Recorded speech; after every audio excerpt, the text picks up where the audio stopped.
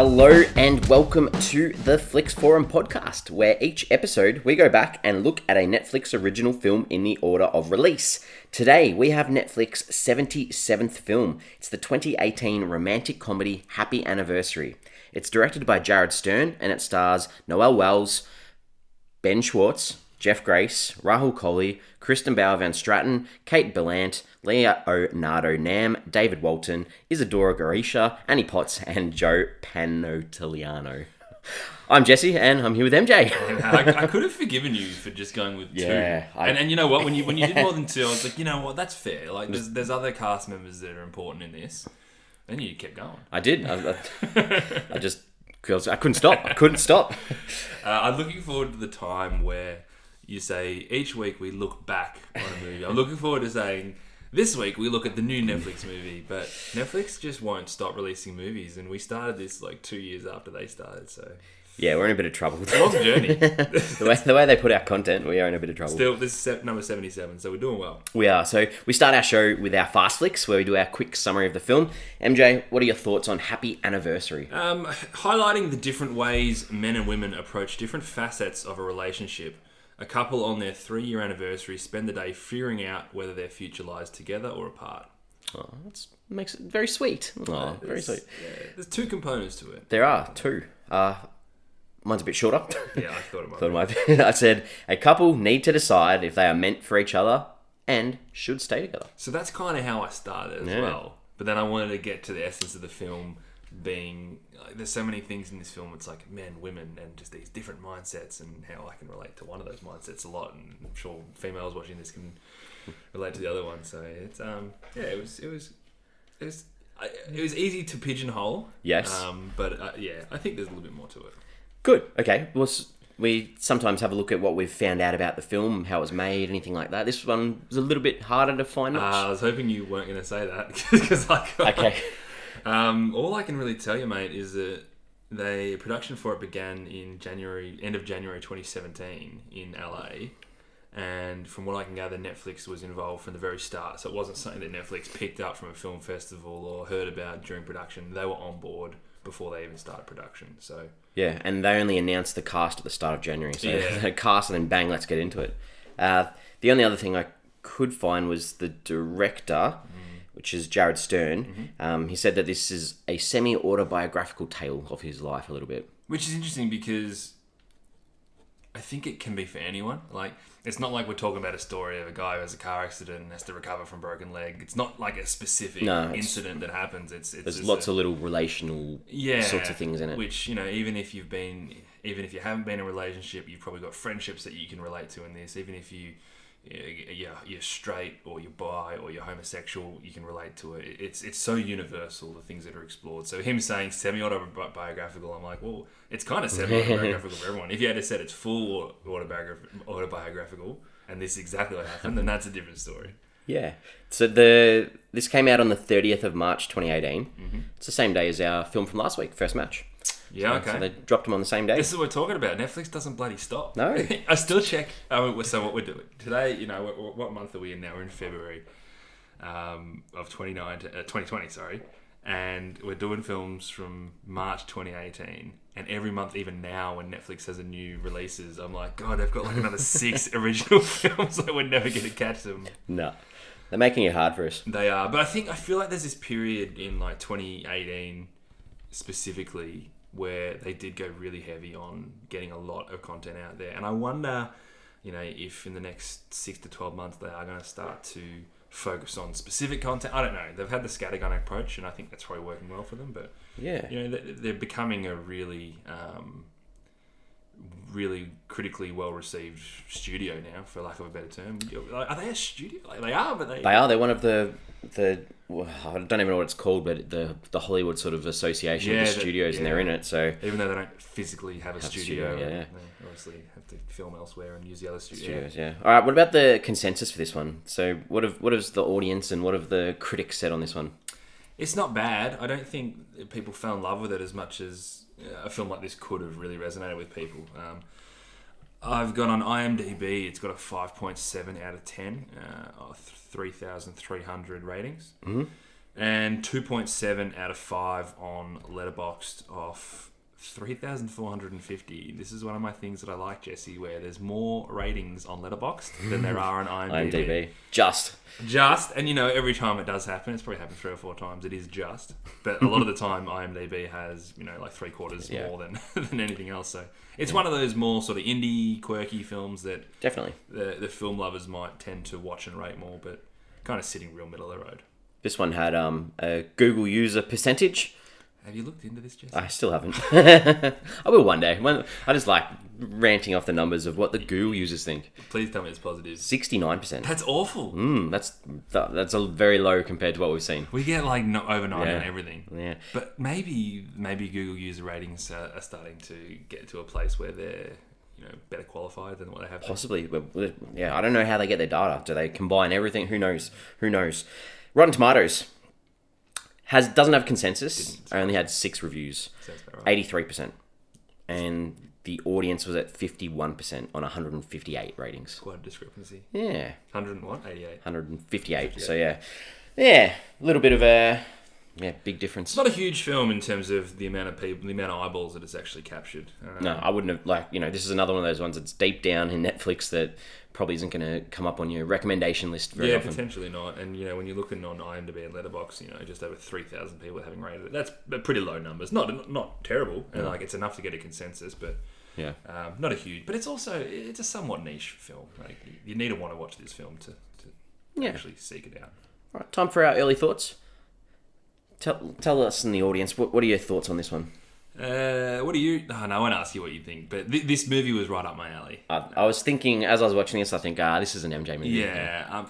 I like a narrative that explores those sort of ambiguities of like internalized human truths, and in this case, like relationship truths. And I think it's a really difficult thing to do well. Richard Linklater does it better than anybody. And I think they did a pretty good job here. I don't think they hit it for 6, but very strange. I don't think they smashed it out of the park. But, I think the characters had pretty good chemistry. There was a charming lightness to their interactions, and the whole thing was really damn relatable, and that's important. So yeah, I thought it was pretty good. Cool. I agree with everything that you've said. But to me, I didn't like the 2 main characters, and that made it like a bit of a slog for me. Oh, yeah, I can imagine. And with film, I like to have sort of a little bit of being able to escape a little bit. And like I think you said, this one was like very realistic. It was very much like this is a look on relationships, and a lot of those like little things that you see throughout the film, to me, came across like negative things about the relationship, and I didn't see a lot of positive about why this couple should be together. Interesting. And these characters to me needed to be more than just the everyday person. They needed to have you just need some sort of escapism that gives you some reason why you want them together, because I didn't get that feeling. It's a good point. I think we're going to have a good chat then about this. For me, there's 2 things that I love about watching a movie. One of them is that escapism, right? Yeah. I love watching a movie like Avatar, and all of a sudden I'm in a completely different world, and whatever's happening in my world is just gone for 2.5, or in that case 3 hours. But the other thing that I do like out of a film, and this is where we do differ, and this is probably why we like this film differently, I do like a film that can make me look at my own life and stay very much in the present, and see things that are blatantly obvious but make me look at them and consider them differently. So this film doesn't have any escapism, and it is quite real, and I can understand you analysing it that way. Yeah, and I get what they were going with it. It's just... I needed just something, a little bit of positivity. It's tough when you're like sitting there watching like all these things play out on the screen that you're like, yep, that happens in real life to couples I know, to people I know, that may have happened to me. And then it's just like, it's like, okay, I get that. That happens. I see that every day. Why do I need to sit for an hour and watch it on TV? That's a great Because it's not giving me any message on how to deal with it, or what, because anyway. This is good. Yeah. It's interesting. Because I see what you're saying. Yeah. You see what I'm saying. But that's why we've got different minds. All right. Well, this is going to be great. Let's talk about some of the characters then. Yeah. I think before we go into them individually, it's probably worth looking at Sam and Molly as a couple. Sure. And the way I saw this film play out was that they both played the boy and the girl in a relationship really well. Like, so often when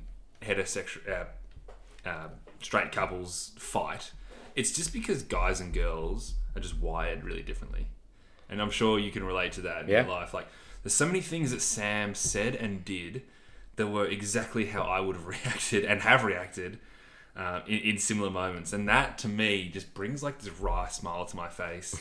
Like, it's almost like a nod to the director, like, well done. Like, you got me. That does happen. And that's something that can draw me in straight away. It's, this film's talking to me? Great, I'm all in. Yep. It was tough because, like, for Sam, especially for me, like, so he's the male in the relationship on the screen. So he's, as a male, maybe that's the one I'm supposed to be connecting with and saying, okay, this is what I'm supposed to take out of it. Yep. And it was just really hard to get into it because they had a couple of really like moments where whenever Molly spoke about her feelings, he'd get mad and he'd like tell her that her feelings are bullshit and he'd only be happy when she's dead. And to me, like, to say that on screen, like, it's pretty full on. And then, like, every other action that you see, he literally only does it for what she wants or what she likes. There was nothing in it about what he actually liked in his life. Yeah, I mean, but there's an element. I think he says it at one point that when they're sort of laying on the floor and she says like, "Oh, I'm sorry, like I just want to be happy," and he's like, "I just want you to be happy." And I think that's kind of his whole mantra. Yeah. That his job, as much as like she might say, "What do you want here? Why do you like this? What's this?" He's, "I'm happy if you're happy," and that's like the sincere truth. And he's working really hard to make her happy. But to me, he seemed a lot more committed to the cause. And he was like genuinely dumbfounded where it was coming from. But then he had like the several moments, as he said, of just like, fuck you. Yeah. Because he's like, okay, where's this coming from? Why are you doing this? And then it gets too hard and he's like, I'm done. Yeah. I'm done. And then like not long after, he would try and like resolve that. But it just, at that time, it just felt easier just to call it quits. And just like, I can't do this anymore. And that's just this whole male-female dynamic that we just are wired so differently. It just would have been nice at some stage to hear what he was thinking himself. Like, what was it about her, apart from, like, he made some comment about, other people don't make me feel like this. I get that, but why are you feeling this towards her? Like, because from what I saw on the screen... Why he likes her? Yeah, because like what I saw on the screen, I found it hard to work out what he saw in her. See, to me, I don't think it needed to be explicit. You could see from the flashbacks the connection that they both had, and that was really obvious from the first time they met, which was just them talking crap, but immediately was just like, I'm pretty into you and you're pretty into me, and they have this emotional understanding of each other. Yeah. And I didn't need him to be... It didn't need to be like a Jerry Maguire big speech at the end. No, I love this about you. And this I would have liked to have seen something throughout rather than... Because the flashbacks were... A lot of the flashbacks were him doing something and her not liking it, or him, about making choices or making decisions, and it was always... A lot of the flashbacks are positive though, because a lot of the current stuff wasn't positive, so they had to keep it back and no, this is what works with these two. But even something as small as pushing the button to open the gate when they're driving home, and just that complete childish connection they have in that moment that obviously happens almost every day. That's something that you can't fake with someone, and if you don't like that person, it doesn't work. So I get what you're saying as well. So yeah, because my question about Molly was like, what did she actually love about him? Like, I know that at the end they make this revelation that I love him, sort of thing. Like, what was it? Because he was always, everything that he did sort of came out as a negative for her. And then was it more because they had these underarching sort of things where her dad's sick and she wants to have a baby, and there's these two big things on her mind that she just can't process or put, make it clear to him. Like, why hadn't she discussed these things? Like, I don't know. Yeah, no, I get what you're saying. I think to your first point, that what she likes about him is, and this is what something, again, explicitly she doesn't say it, but she's got these doubts over this guy.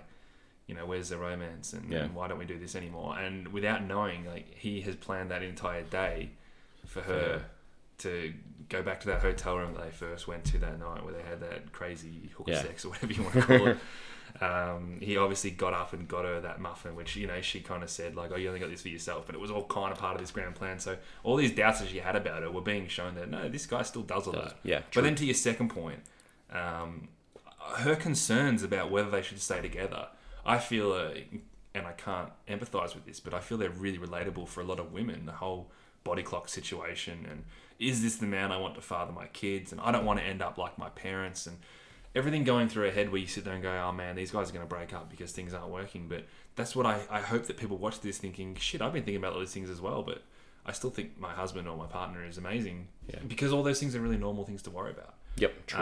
And that's what's so great about the narrative, and the concerns and the issues that they have. They're not fighting about someone cheating on someone and doing this and doing that. They're fighting about everyday things that you should be fighting about, and you should have on your mind, because it just means that you're just looking forward to the future and seeing what's going to happen, how it's going to play out.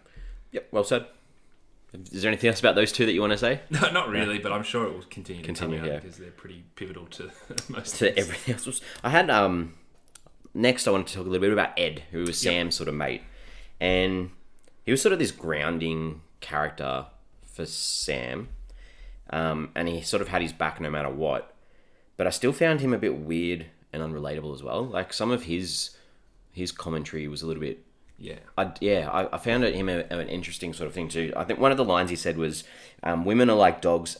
You have to establish dominance early, or they piss all over your rug." Like, was that meant to be funny, or was that meant to be him being like, that's telling him you need to actually make the choices in your own life yourself? I had similar issues with Ed, and I think the more I thought about it, and I actually probably like to watch it again just to see it from this perspective, but I got to the point where I'm pretty sure that Ed, if anything, was that other little voice in your head as a male, because we saw Molly flip-flopping of what she wants to do and then getting feedback from her mum and her dad. We didn't really get that from Sam. Yep. And I'm sure there's a lot of guys who internalize these issues and they go the whole like, well, I love this girl, I want to make it work, what can I do? And the whole like, well, I'm a man, if she doesn't respect me, I can do it. And that's normal, again, to have these two. And Ed was basically that voice that is irrational and immature. Yeah. But, you know, it's like you have those cartoons where they've got the devil and the angel on each shoulder. That's kind of what he felt like. Because initially I was the same. I thought, I didn't understand where he was coming from, because he really, really wanted Sam to break up with Molly. But he seemed to have some sort of relationship with Molly too. Like, when they're on the phone, they seemed like friends. Yeah.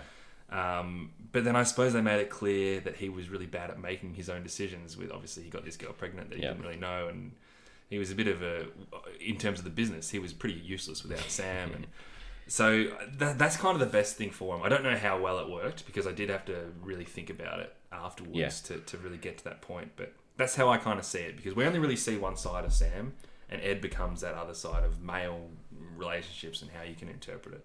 Yeah. Have you got anyone else you want to talk about? I do. I've got Aldo, which is Molly's father. Yep.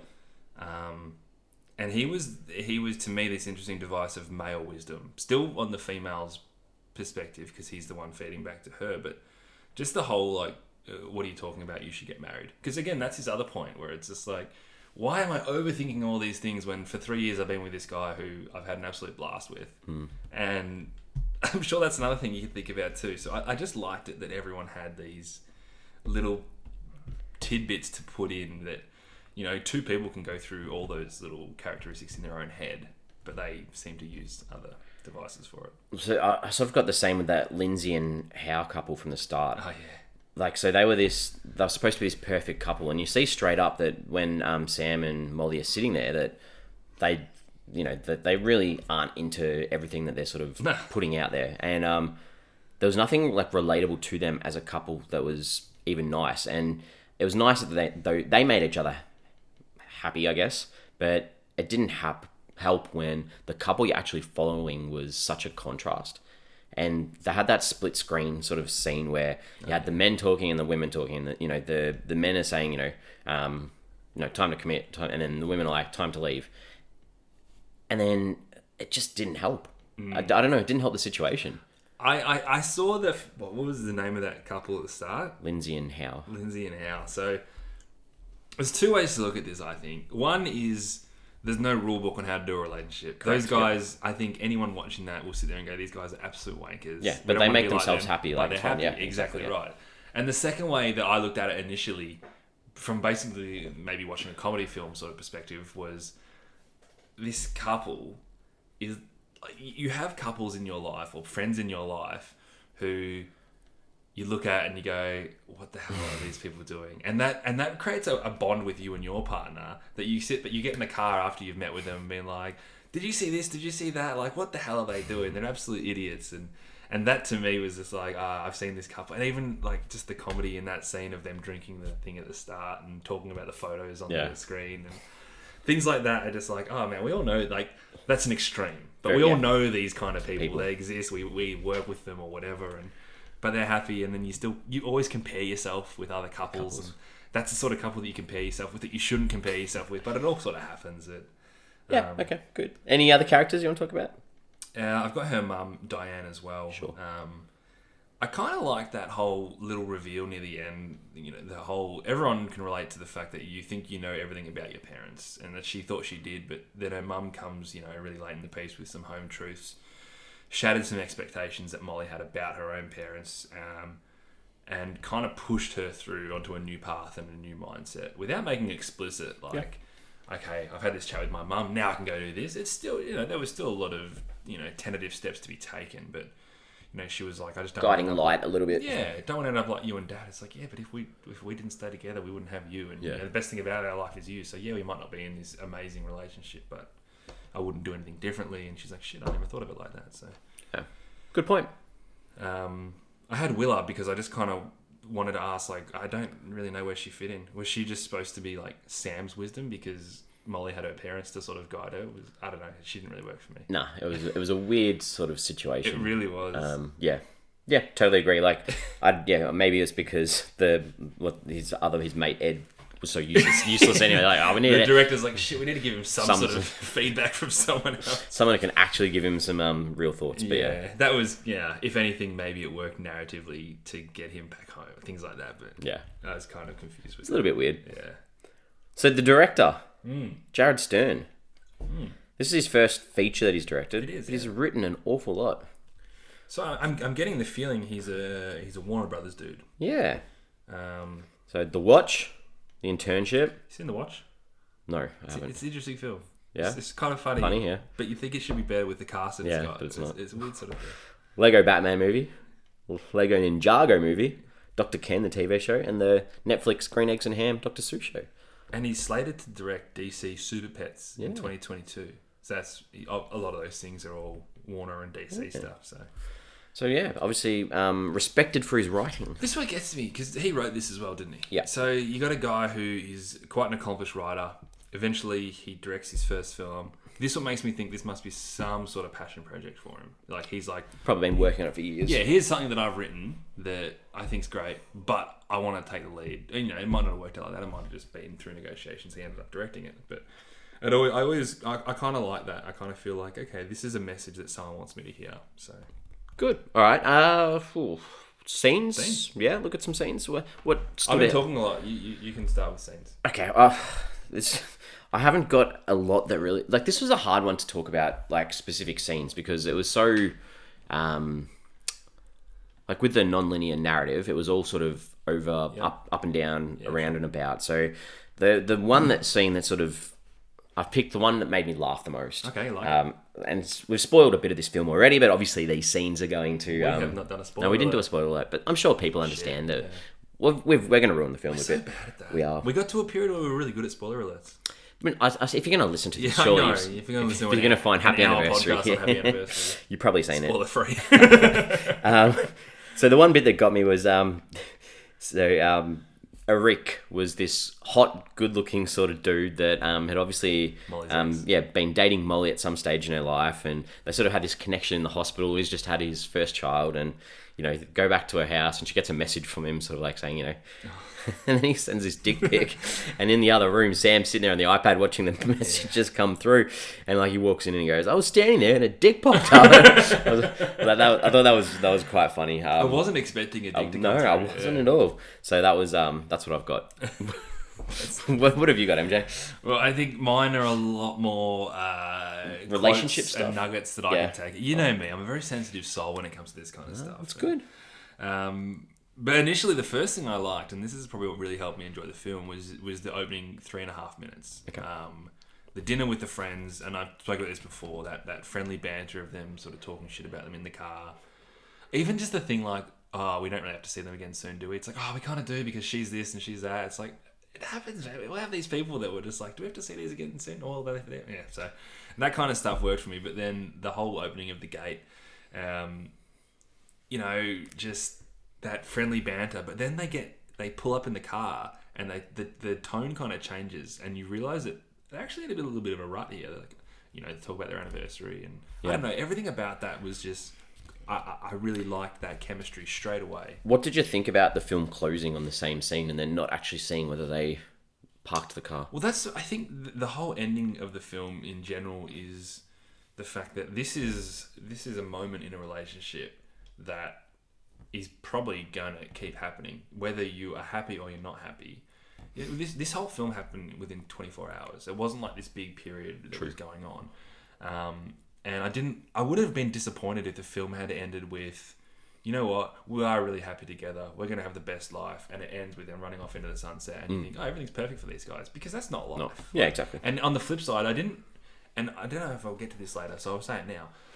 I did enjoy that they didn't break up either, because listening to you say, like, oh, all these things make me think, like, why are you guys together?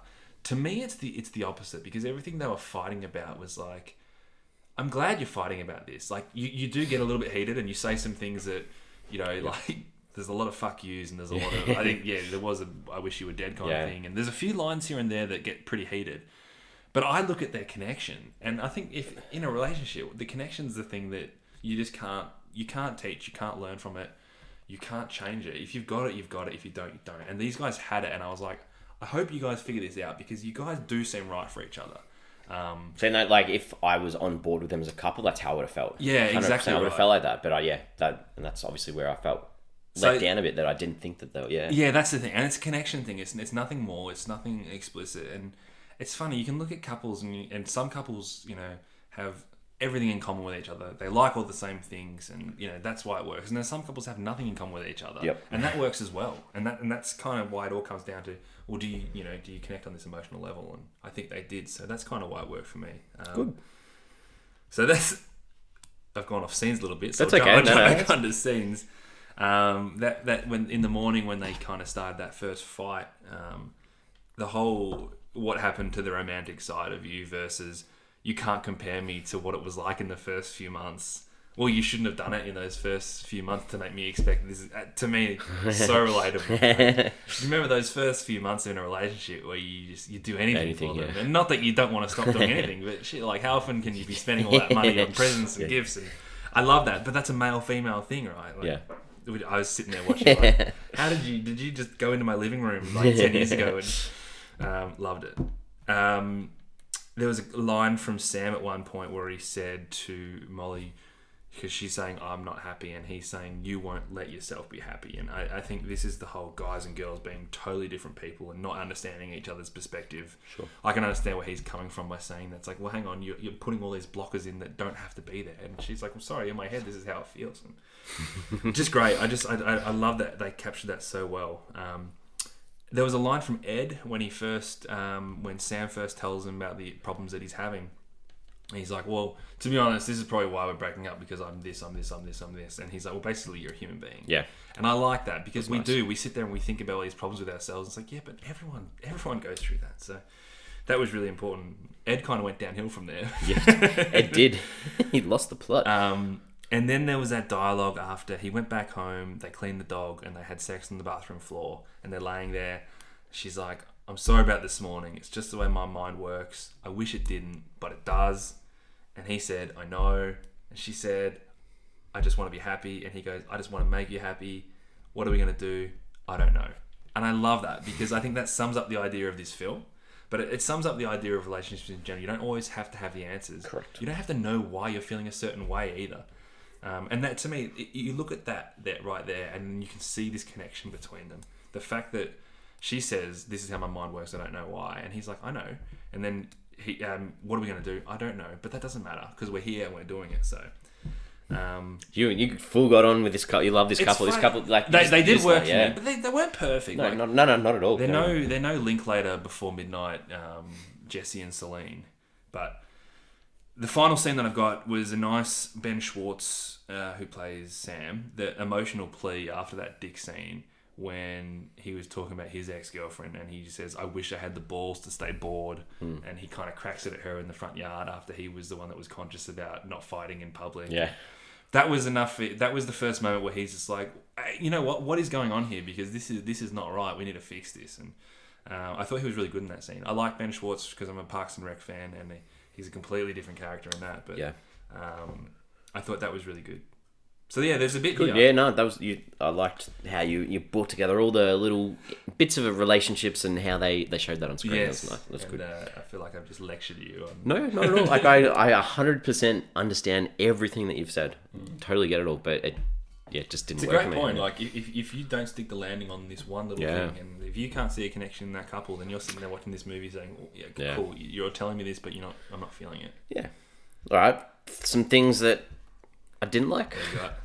You're probably going to disagree with most of them. No, but there's a lot of these little nitpicky sort of things that probably because I wasn't on board with their relationship, then these things stood out more to me. Great, and that's what we're here for. So there are a lot of like pop culture references throughout that I feel like they just chucked them in to try and get a joke or a laugh. Sure. And so they talked about like Wayne Gretzky and how our emotions, controlling the emotions, and obviously they made some Pretty Woman jokes about this hotel thing, and Bam Bam from the Flintstones with the wig. Like they're just little things that I was like, you just going for these cheap laughs that if you want me to be in with this, I needed more. I thought the pitch from Sam and Ed for their t-shirts was really awkward and lame. It was, and it really annoyed me in that scene too that there's this big emphasis on what was the chick's name that Willa, yeah. She made this big emphasis that she had to pick her kids up at 4:30, so that was the time that he needed to be back by. The clock in the background was like 7:05.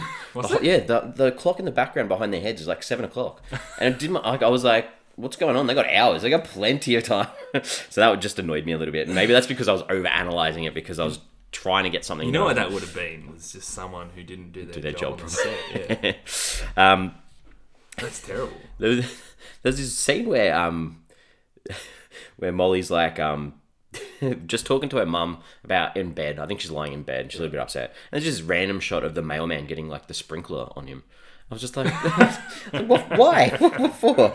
I thought that the relationship discussion of Molly's parents, I know that that touched a little bit where the mum sort of gave her this reason to push forward. Don't not say things because I thought differently though.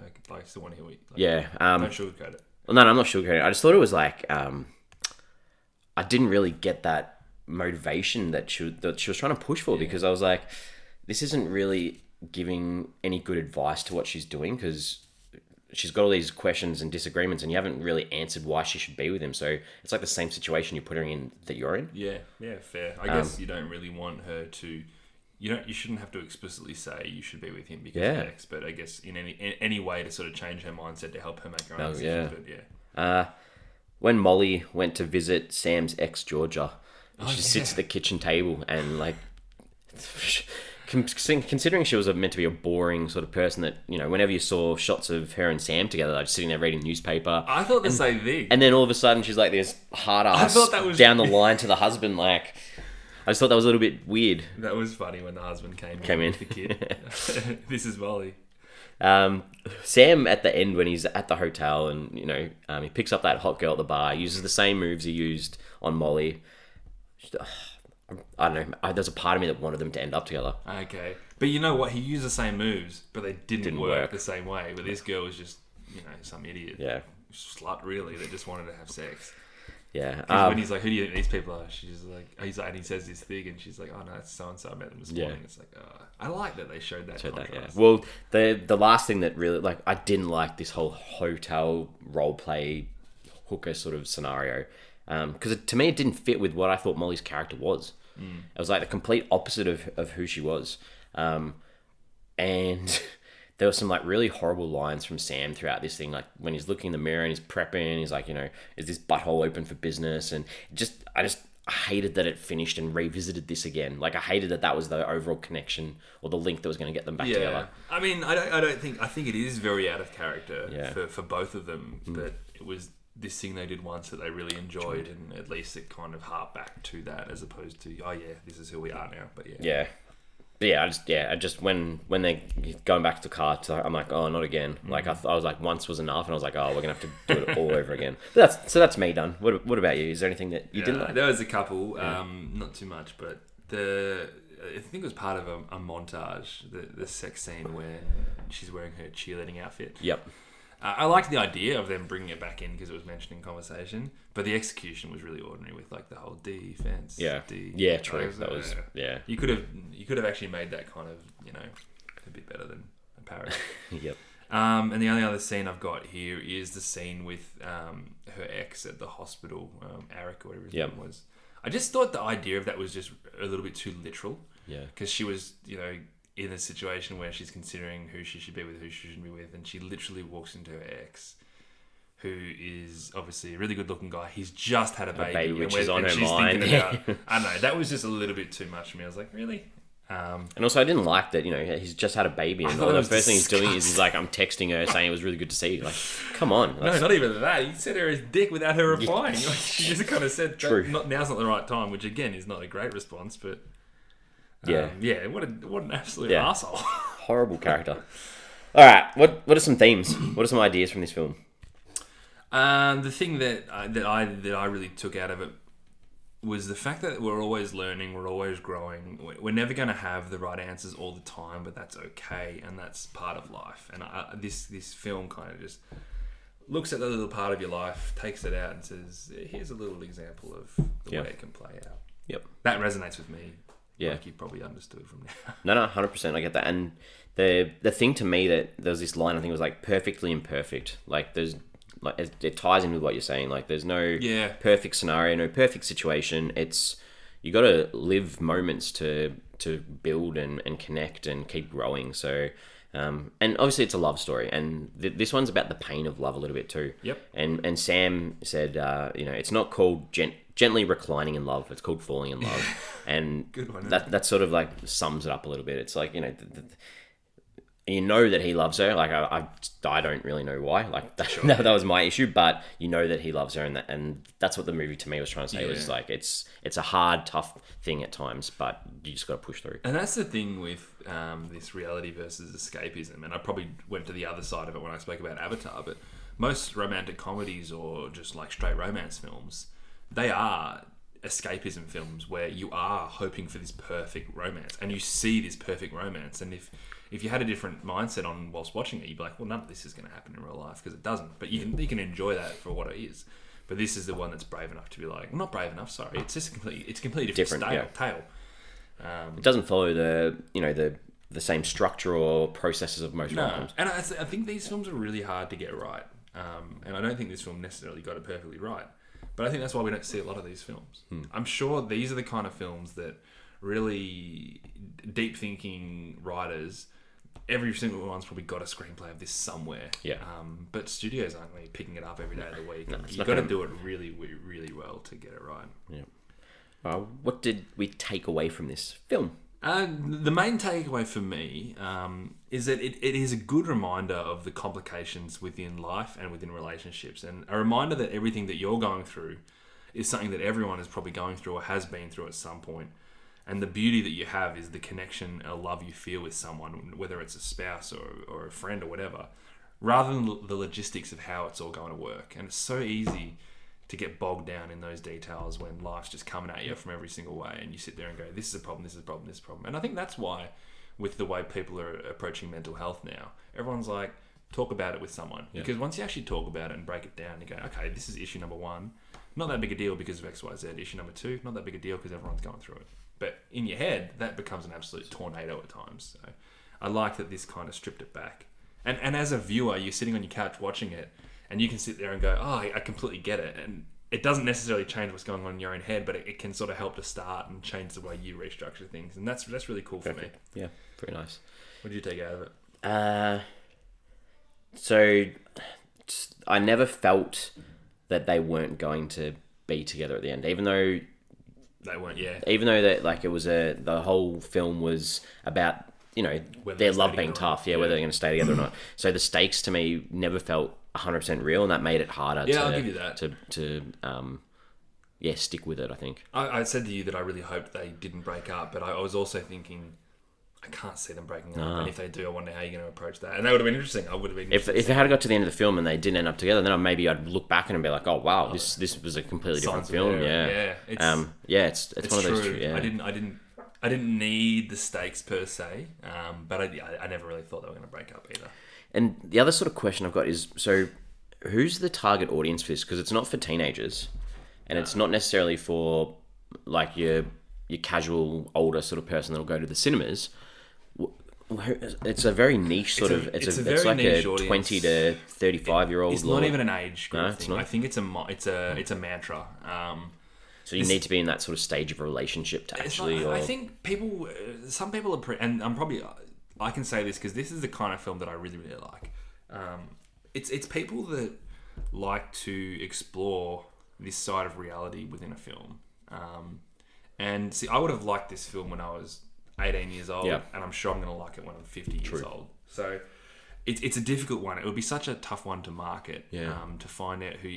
I think there's an element of film lovers in general that can appreciate the fact that this isn't your linear, cardboard cutouts sort of screenplay. Yeah. But it's a really tricky one. I think you either like these films or you don't. When I read the synopsis of this film and was like 3 minutes in, I'm like, cool, this film's for me. I know this film is for me. And like I could tell, like knowing the movies, I would have known that this was one that you're probably going to. If we had come in today and you had said this movie knocked my socks off and it was one of the best films I've seen in a long time, I would have been blown away. But, like it's you either like this kind of film or you don't. Yeah.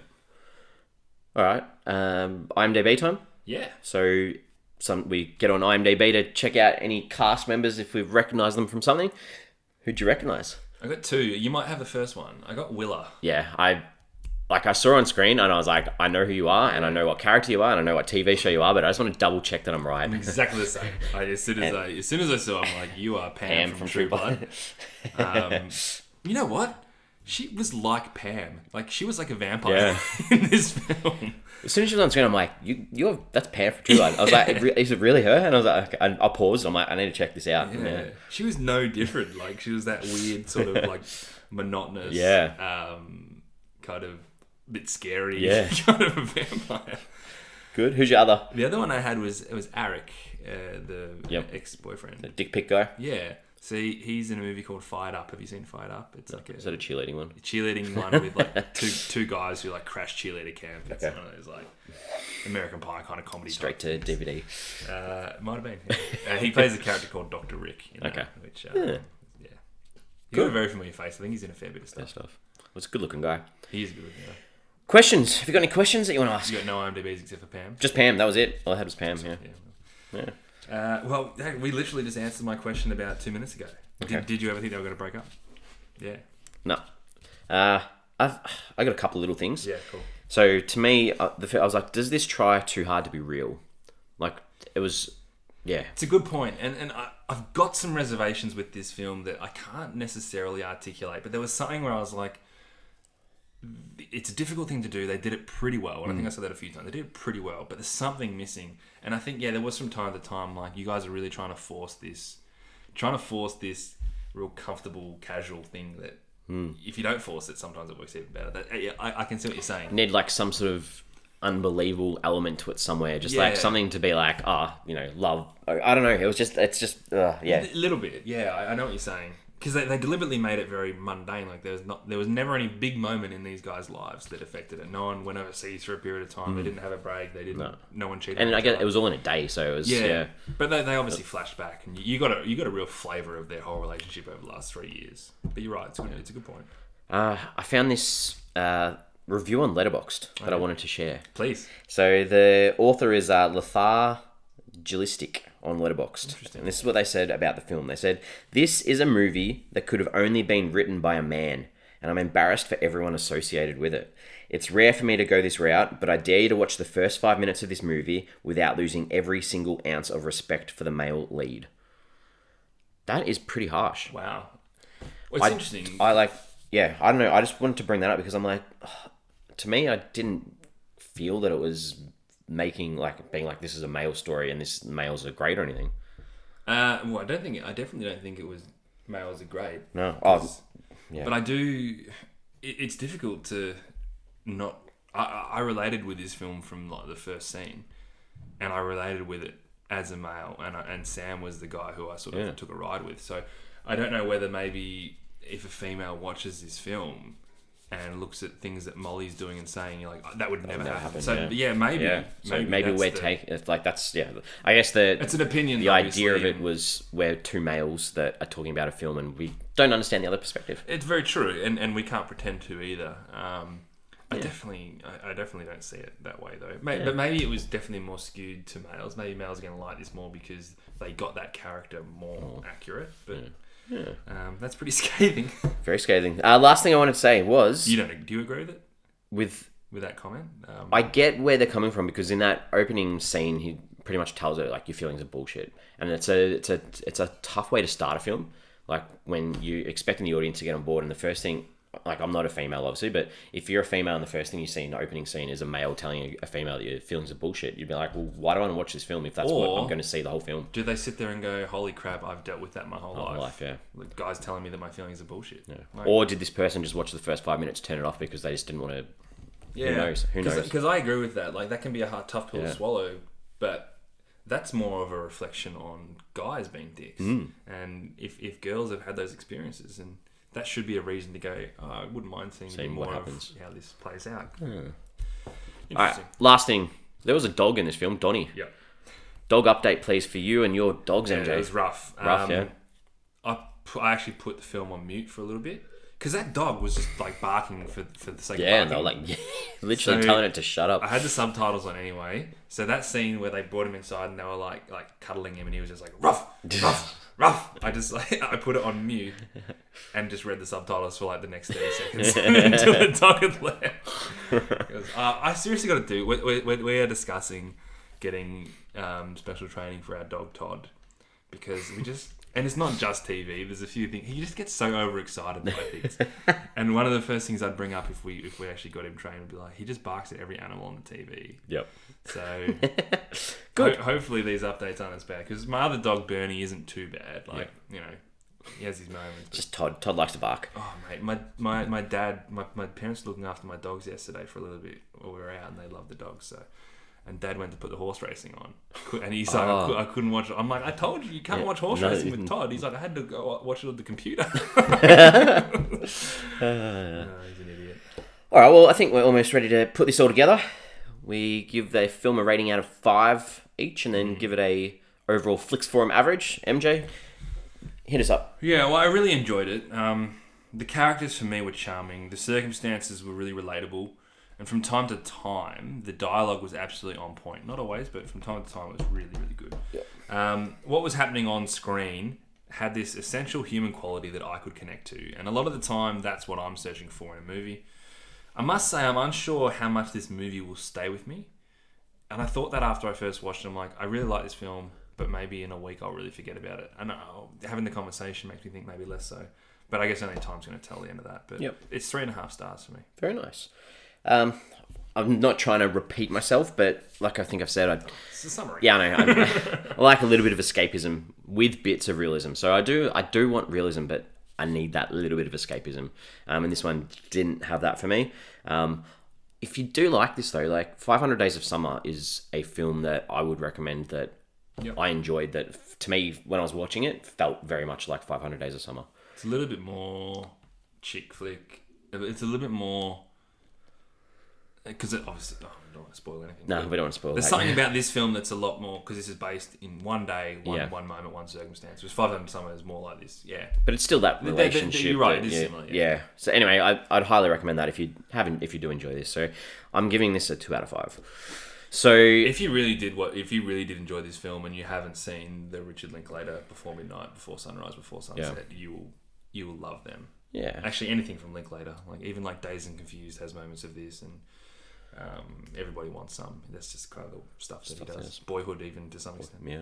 So that gives us an average of 2.75. Sorry, I brought that one down a bit. What did you give? I gave it a 2. 2. What did I give it? 3.5. Good maths. Yeah. All right. My maths is getting good. Well, it's so easy when there's only 2 of us. When there's 2 of us, it's fine. I can do basic basic stuff. Just 3 confuses me. You've done good. So we're on social media. We are at Flix Forum on Twitter, Facebook, and Instagram. If you haven't subscribed, please do. That helps us out. Give us a 5-star rating if you can. Question that I wanted to ask this week was, do you call it a scone or a scone? Oh, like, is it even a question in Australia? Well, that's what I want to say. It's a scone. Scone, yeah? Are you called a scone? It's a scone. It's Like, not a scone. it's got to be. It's a British thing? I don't know what it is, but I've never really even heard the term scone. You haven't? Oh, I had, know. yeah. Scone, it's like tomato. Yeah. Yeah. Okay, good. So we're both scones. Oh, for sure. Good. All right. I love a scone too. You want to go get scones later? Some jam. Yeah. And cream. Might be. Put a key in there for me. So next week we are back again. We've got the 2018 drama film 6 Balloons. It's directed by Maha Lewis Ryan. It stars Abby Jacobson, Dave Franco, Charlotte Carell, Madeline Carell, 2 Carells, Dewan Owens, Jen Tulloch, Maya Erskine, Tim Matheson, and Jane Kasmerick. Is it spelled the same way as Steve Carell? No, because it's Carel. He's double L, isn't he? L. Yeah. So 6 Balloons. Cool. Drama film. Bring it on. A little bit different. Really nice. As usual, feels like it's been a while, but that was a great catch up. Good catch up. It's nice to slip back into it, and here we go. All right, and I will see you next week. You will see me then. See you, everyone. Bye.